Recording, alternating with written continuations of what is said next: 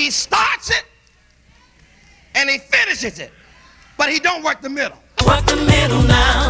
Come on, come on. Work the middle now. Come on, come on. Work the middle now. Work the middle now. Ted and Sherry, a powerful gospel duo, a powerful ministry, a powerful musical project. It's their story. The healing starts right there. It will never let me down. Longtime friends, Ted Wynn and Sherry Jones met singing in their hometown of Memphis, Tennessee. Sherry and I met singing with the Voices of Binghamton. It's a choir in Memphis. This was about 8 years ago. Ted started a group while we were in the choir, and from the group, we would while the group was singing, we would shift off and kind of sing our own and do our own had our own little chemistry going over on the side. So after that, we kind of, embraced what God was calling us to do, and so we stepped out from the group and we started singing together. The first time. Seems like good things are happening all around. I started trying to write when I was about, I guess like 16 or maybe even a little younger than that, because I would listen to songs on the radio and I would sing them and I would like them and I'd be like, I'll make my own songs. So I started writing some very terrible, corny songs like I'll be praying for you, praying for you. I guess I started singing when I was about 6, maybe 5. And I've been singing, I guess, professionally for about 13, 14 years. The first song I ever sang was I Love to Praise Him. I was good too.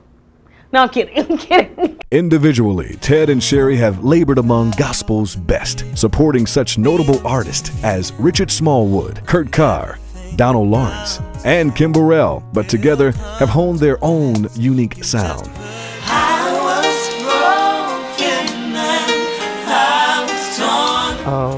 I think there's a lot of heart in our sound, and it's pretty soulful, kind of tricky because it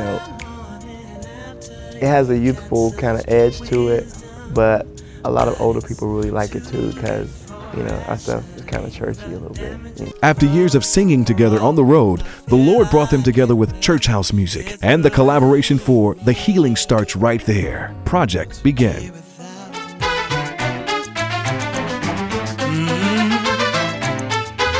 Didn't set out to title the album The Healing Starts Right There, or that our ministry would be about healing, but that's exactly where God has pushed us. So it's an album that we wanted to deal with issues that cause people to think holistically, and understand that God is concerned about every facet of your life. And this album is continually speaking to those areas of brokenness in me. So I thank God for The Healing Starts Right There, because it really does. I can't minister healing to other people unless it starts with me. All the things you've done, all the ways you made, and the ways you made. Think about where I would be if you had not said.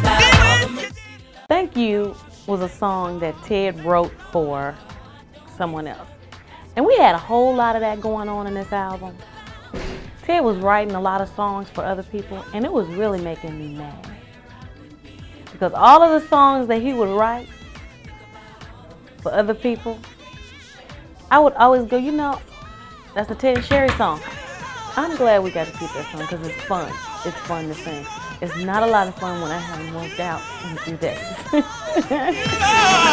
Pick me up, turn me around, place my feet on solid ground, shine for you. Yeah.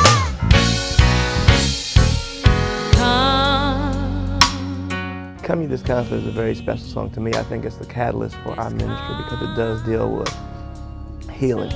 And it really speaks from a place where I've lived.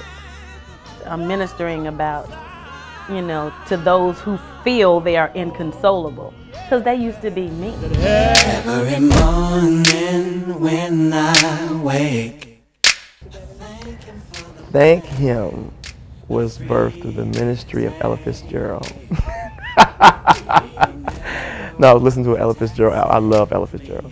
and a record that she did with Louis Armstrong. And I turned it off because I started getting this song, so I turned her off. I ran in the bathroom with like my writing studio, and I started writing the lyrics, and then the whole melody line came and everything, and that's just kind of how it was like came like that. And it was born. And I called Sherry, and she wrote the second verse.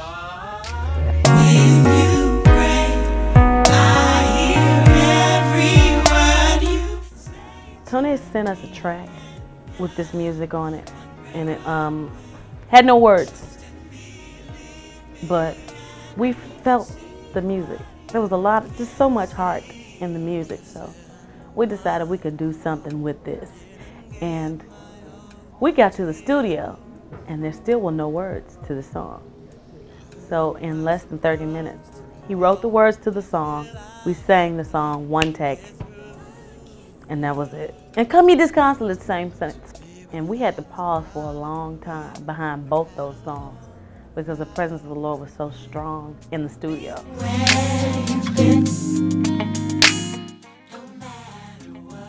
The song, I was in a hotel in Cleveland, Ohio. There was something tragic going on in the news, and it just opened up a space in me that made me think about my growing up without a father, and all of the other young men, more specifically male blacks, who have grown up in that same space and have had to deal with that and the problems that it potentially causes. I didn't know it was my testimony. I started looking at the words and I was like, wow, this is what I went through.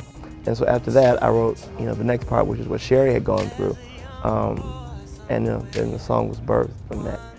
Ted wrote this song, and it parallels both of our lives and what we've experienced.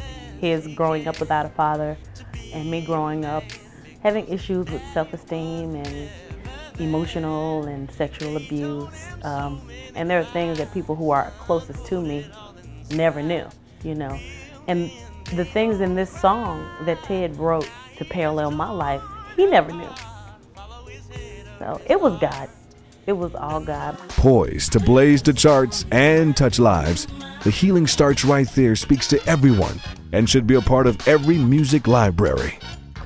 I think people should buy the Ted and Sherry album in a very generic sense, one, because gospel music, really, really needs the support of the consumer. I know a lot of people who go to church on a regular basis, they have every R&B CD, every hip hop CD, and like 2 gospel CDs. That everybody needs a copy of this record because it speaks to so many different issues that people can't really talk about. We mean to speak to issues that are considered inappropriate.